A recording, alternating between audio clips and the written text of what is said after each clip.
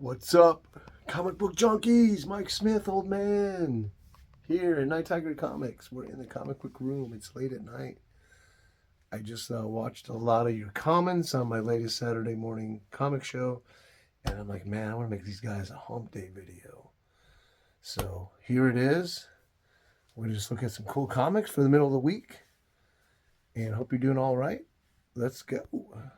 Now I'm nervous. 1, 2, 3. Night Tiger Comics! So one more time.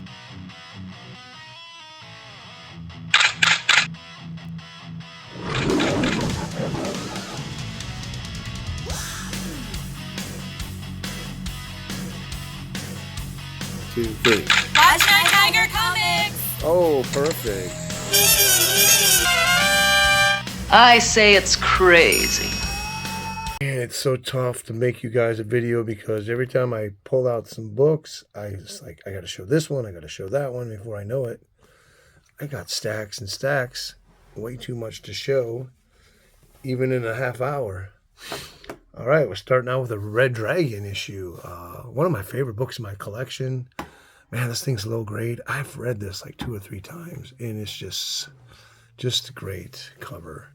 The interiors, the art is wonky, the story's not cheesy, but you know, for what it is, I think it's 1947, or no, it's 48. It's a really fun read. So, anyways, I traded in some books.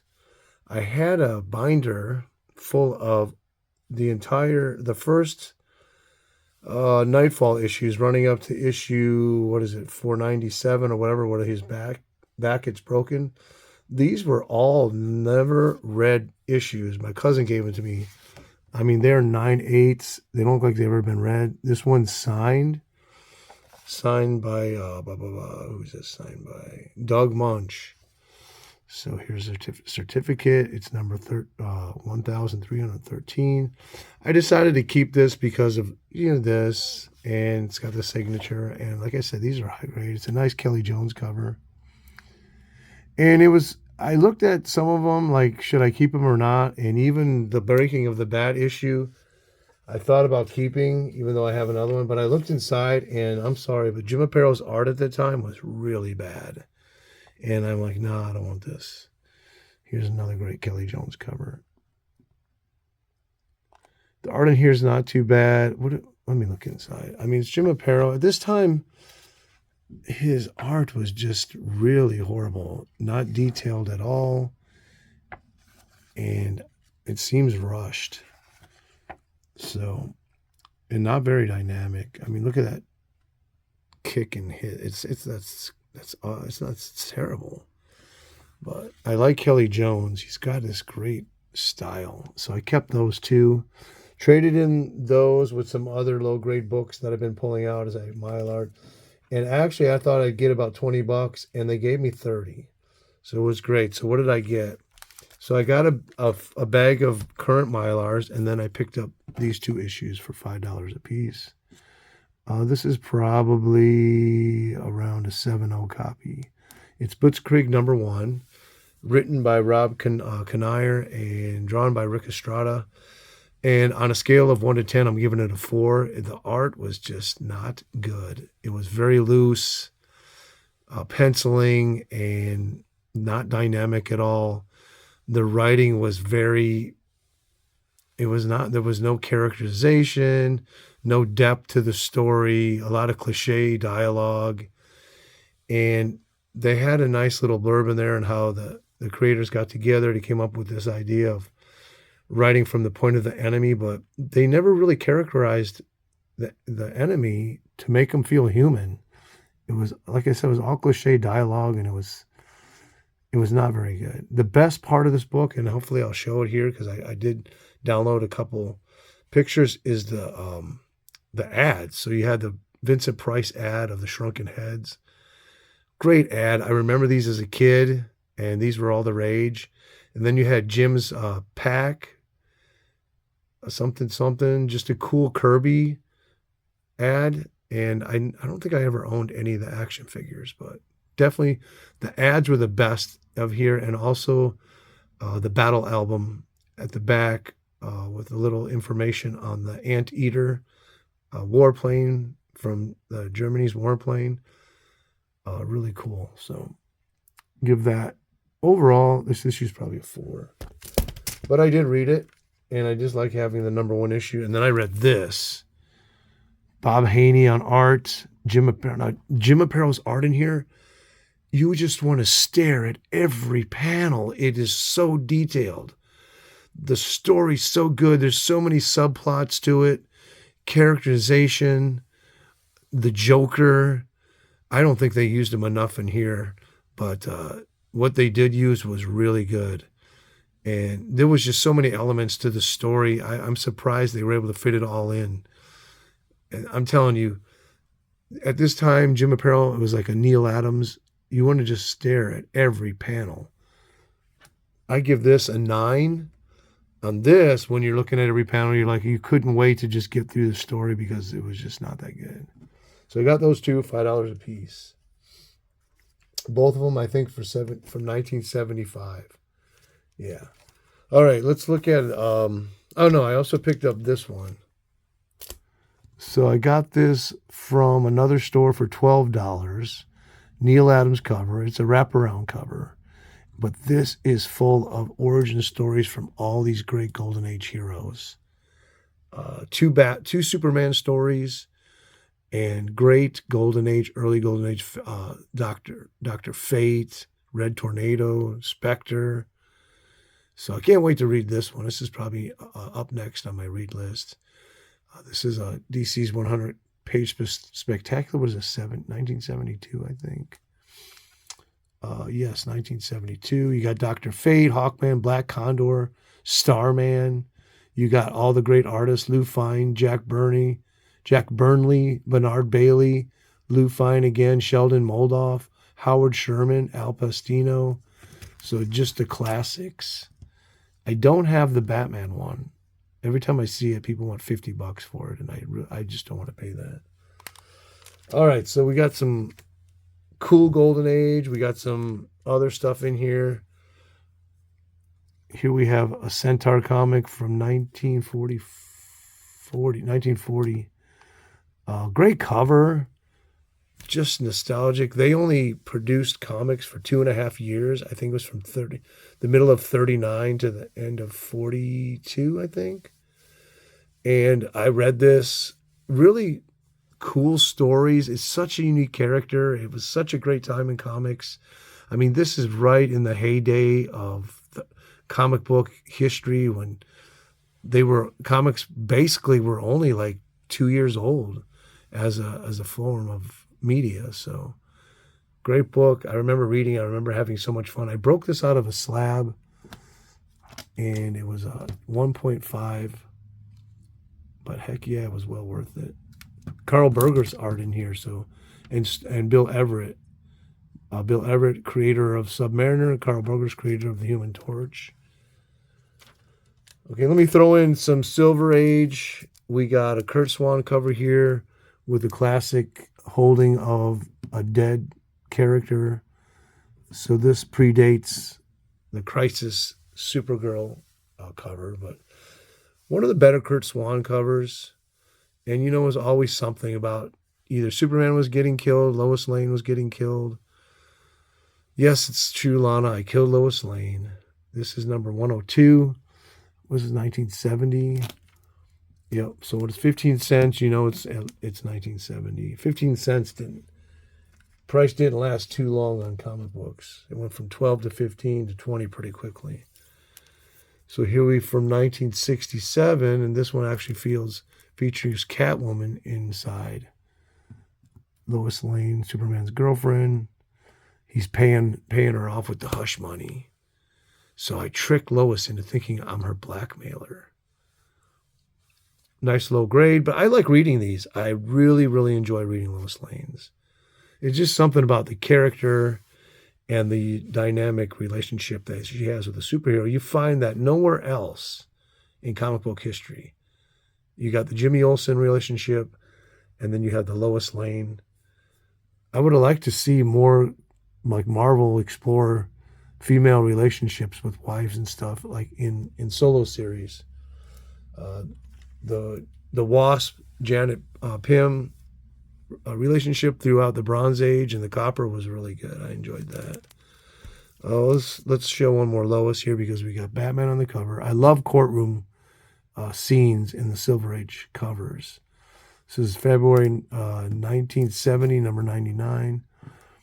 I remember hitting a shop here in Gainesville, Florida, and they just had picked up a collection of low-grade Lois Lanes, and they were all $2.50.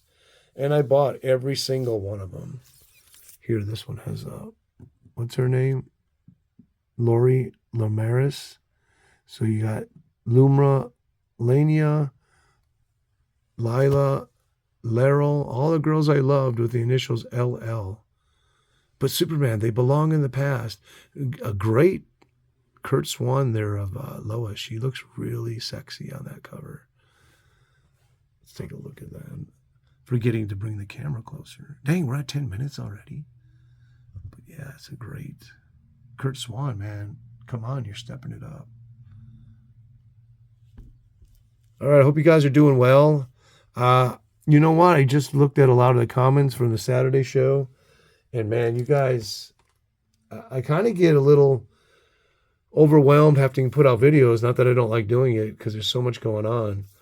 But I read your comments and I'm like, man, I just want to give these guys more and more stuff because you guys just inspire me with your great comments. Library 88, Dinksy, Kevin Taylor, Jambo, AWO Comics, James Gallegos.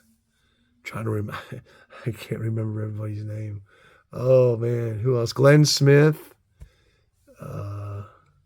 Metarog, of course, Super Russ, Surf Blue, the Duke of Darkness. I saw this on my comic shop years ago, and this book is it's kind of scarce.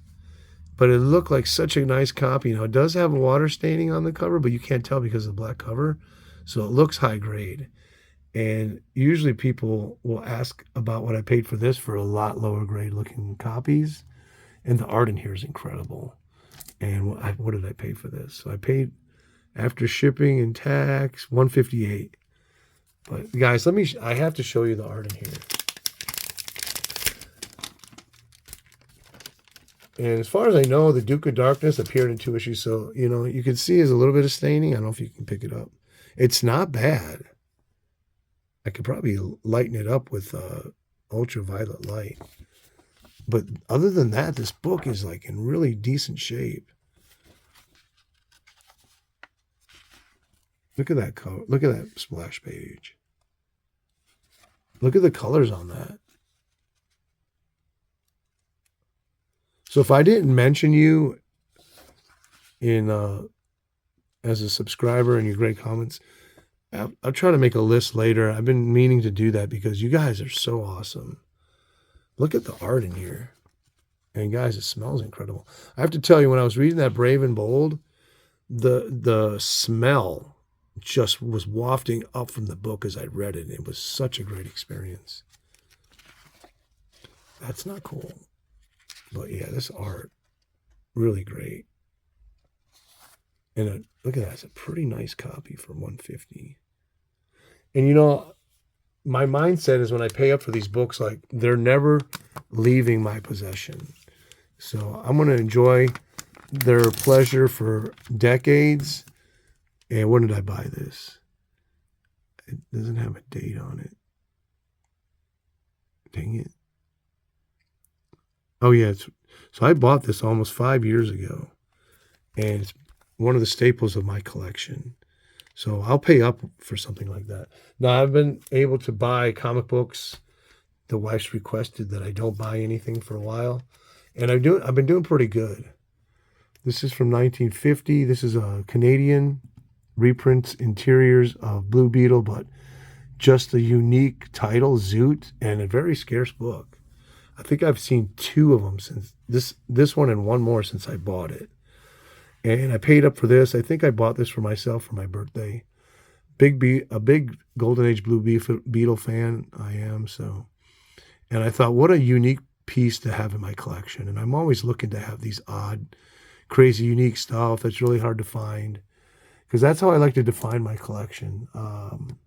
I paid $242 from that, and it was shipped from England.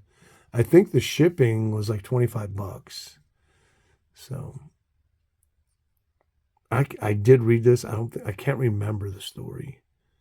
So it is a low grade, but man, it's a scarce book. And like I said, it's going to stay in my collection. I've had it for 3 years already. So when you want to switch on back to some copper or bronze, whatever you want to call that, there's some Hitler cover here with Joe Kubert. Hitler invades London. This is from 1981. This is a time when I really started buying my own comic books off the newsstand. I got my first job at a restaurant, a Greek restaurant called Omega House. My friend, already working there as a busboy, he looked Greek, and I was a long, blonde-haired American kid, so I could only get a dishwashing job there. But hey, when I realized that I could go and get my own job, I just it never dawned on me. And then I think I was 15, just turned 15. So I went and got a job. They hired me. I came home, told my parents, hey, I got a job. I'm working. And then I had money to party, to buy comics, to go out with my girlfriend. And I've worked ever since. I think since 1980, what was that? I was 15, so it was 84. I have been out of work for maybe 2 weeks without pay. Oh, we got a Weird War here with a nice skull cover. I may have did I show this already? Jack Kubert cover. Why do I keep knocking that down? Low grade. I remember when I went to the comic shop in town, they used to be right around the corner in a smaller shop. And now he's the biggest shop in Central Florida, I think, like in the area. And he had a run of stack of Weird Wars for $1 a piece. And I bought every one of those suckers. And they were all like 2 O's to 3 O's. But I didn't care. I know there's a great reading in here. Number 52, 1977. I guess I'm going to give you a 30-minute video. And then we got another Weird War here. So I think these all came at the same time from that $1 buy. We got the GI robot here. Jake is his acronym for something. I don't remember what. So Weird War Tales, number 120, February 1982? 83. King Kong versus the pterodactyl. Why do I keep forgetting to put this camera closer? And then next up, I remember when I was trying to complete this run, and I think this is the last issue. Yeah. So I found out that there was a next issue, but it was canceled. And it does appear in the canceled comic Cavalade, which was actually printed in the office on Xerox machine. I think they only made like up to maybe 6 copies at the most. And it was a really thick book of all the art, all the stories from the cancellation that hadn't got published. And it did get circulated. I think there were copies made from it, but not very many. And that thing is worth like thousands of dollars. So there was a next issue. I wish that DC would actually release it for real. But I remember trying to complete this run, and this issue 4, this issue, I think issue in this one, just eluded me for years. And then one day I found 4 and 5 together in high grade and the back issues for $1. And then a couple weeks later, I found another high grade for $1. And I have not read it yet, but I have read issue 1 and 2, and this is a great series. And the volume 2 was one I started buying off the newsstand. It is really, if you want to buy dollar books and just pick up a good read, this volume 2 is a really great series. November 78. This is Jerry Conway, Al Mingram on the art. At this time, Al Mingram's art was really good. As he got into the early 80s, it started where his pencils were getting looser. I don't know what's going on with these artists, where in the 80s, their pencils started getting much looser. Modern comic. Why did I pick this up? I think it was $1 or 50 cents, 85 cents. It's just a great Jim Lee cover. And who does the inks on this? Is it Beatty? I can't tell. But great Jim Lee cover with the X-Men, Wolverine. What is this? 1991 maybe? 92. So yeah, Jim Lee. Jim Lee's one of the last great artists. Him and Todd McFarlane.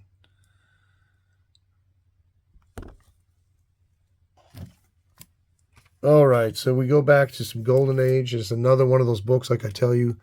This one is scarce. When I bought it, I'm like, this will never leave my collection. And it had a lot of pages that were frayed. I did trim it because I said, this is my book. It's never going anywhere. I'm not selling it. And I wanted to look a whole lot better. And I trimmed the crap out of that book. But it's a Mac for Boy cover. And man, look at the art. This thing is scarce. And there's a nice date stamp right there. And this is a Harry Chesler published comic book where he had a lot of house artists in his studio. So a lot of time the interiors are unknown because they were just handed around through the studio, everyone working on the same comic books at the same time. This has great stories in it. This is from 1944. Oh man, look at that. I have extremely scarce issue. So when did I buy this? I bought this 3 years ago from my comic shop. I paid $147 with shipping and tax. I got to show you the interiors because I know how great the art is in this. So it's a really low grade copy. Let's see if I can. So here we got, look at that, Yankee Boy. Yankee Boy. We got some bondage going on right there. He's busting her out. Look at that right there. Look at that panel. Oh, guys, this book smells so good. So look at that splash. Mr. E. Harry Chesler features syndicate.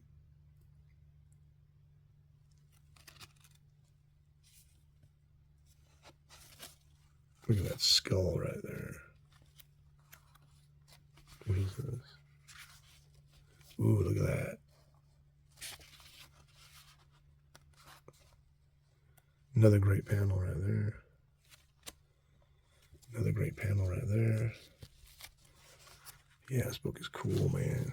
Master Key. Great, some great good girl art in here.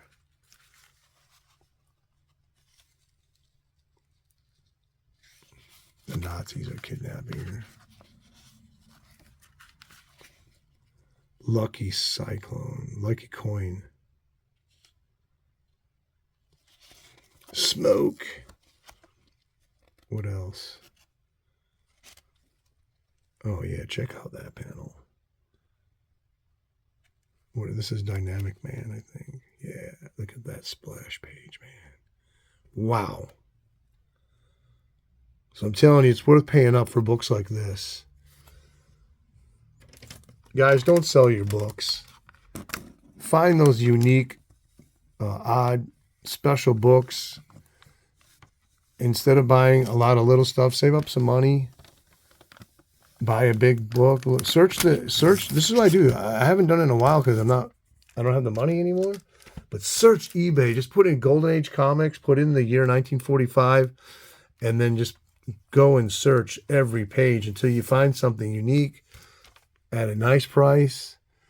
And I usually go up to page 9, and then I'll go 1944. Go up to page 9. I'll go 1930, and I'll go all the way back to 1940. Once you hit 39, you get a lot of modern day Batman because sellers list their Batman books with the year 39 because they always do this. Like they put the year that they were issued for some reason. Doesn't matter when the book came out. I guess you can find the series. So when you hit 1939, it's a lot of gobbledygook. Okay, we're back. Man, we got 7 minutes left. I'm enjoying this time with my buddies. Showing killer books. Slashing death with the mysterious steel claw strikes. Cool book. Ernie Chan. Have not read it yet. 1976. I pulled out a whole bunch of Lois Lanes, so it's like I feel good. I want to get some of them out in videos because they've been sitting there for a while. So number 12 of the 10-cent issue cover price. Lois Lane Girl Atlas. So it's nice to find these 10-cent cover ones. This is low grade. I actually thought about getting rid of these. So that's from 1959. But you know what? These are books, you just don't see them every day. Especially those 10-cent issue ones. All right, let's get back some Golden Age. So this is a cool book. This book I got for $20. And when I got it, it was listed. It was bent like this. This back part was bent straight up in the listing. And they shipped it that way. And I'm like, man, I could just put that in a press. And look, you could see it's fine. So for $20 with the Atomic Man, this is his first cover appearance. And I do have his first appearance, which is the issue before this.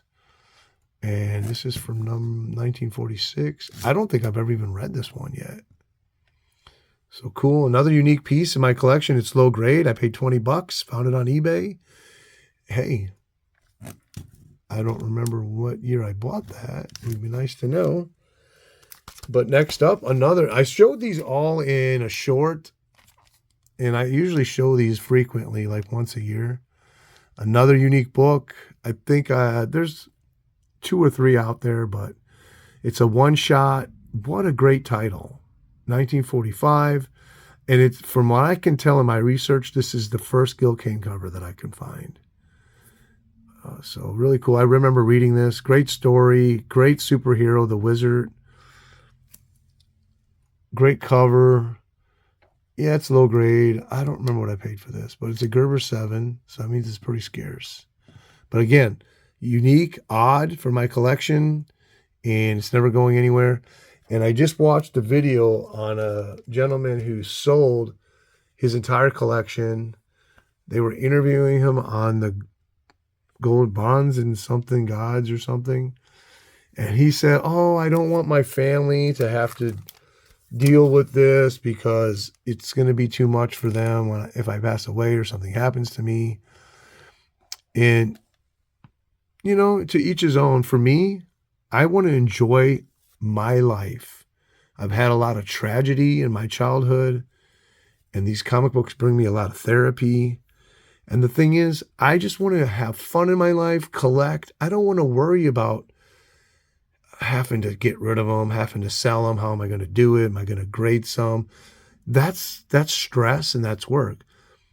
If I pass away or something happens and my wife or my kids or grandkids get a hold of my collection and they want to dump it all for pennies, what am I going to worry about? I'm gone. So, you know, I don't mind if that's what they want to do. I just want to have fun collecting. And this is a great issue. I have 2 copies of this. One of my favorite issues in the collection. I have a 7.0 copy, but it's just a Dell's ripoff of Batman. He has Owl Cave, Owl Plane, Owl, the Owlmobile, Owl Girl. And I love the trope of this whole thing. He's got like the green eyes up there. So yeah, so my whole goal, and I paid $70 for that with shipping, it's from 1941, is just to have fun, enjoy my life.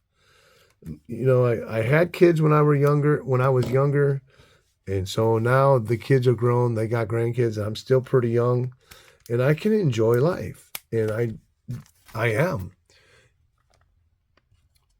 Like I said, we actually closed on our dream house on Monday. I just never thought that we would own a house like we bought.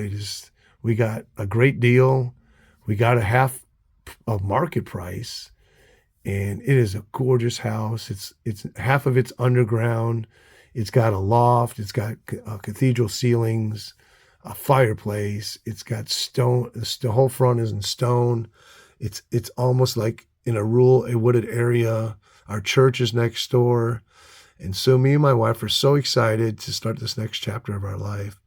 And I got a new comic room coming that I get to decorate. And life is just so good right now. thank you to Captain Strangeliffe. One of my inspirations, my mentors, my good friend, one of the first people I saw on YouTube showing his great, awesome Golden Age comics, and I was blown away. This was probably almost 9 years ago. And I inspired to just be like him, and he inspired me to start looking for Golden Age at the time and to start hitting it hard. And he sent me this book. I just couldn't believe it. I had sent him a package of some Golden Age comics earlier, but, you know, it was a gift. I was not expecting anything in return. So when he sent me this, holy moly, this has got a great story. I mean, Jerry Siegel, Joe Shuster, creators of Superman, they got screwed by DC, and they were exhausted as they were trying to sue them to get back the ownership of their character and get the money and licensing out of it that DC was stealing. And DC just wore them down. And so they quit. They went to Magazine Enterprises. They said, "Hey, we're going to start the new greatest character, Funny Man," and he only lasted 6 issues. But this is one of the books as a kid that I seen in Overstreet price guides, and I just never thought I would own it in my collection. So thank you, Hans. Okay, we're at 30 minutes. Let me show a couple more books quickly. Come on, guys. Here we go. Always wanted to own one issue of Fun Comics with the original More Fun Comics with the giant trade dress. My goal was to actually have a Spectre cover, but those are so out of my league. So I was happy to get this for $300. It's missing the centerfold, but I bought it from my comic shop, and it does have the Spectre on the cover. So I'll leave you with this book because I could go on and on. I still got a bunch more here to show. But I appreciate all you. Thank you for the great comments. Thank you for inspiring me to continue to want to share my collection with you guys. And thank you. I'm just grateful for the brotherhood that we belong to and for all my cult followers in the Night Tiger Comics cult. So Night Tiger, peace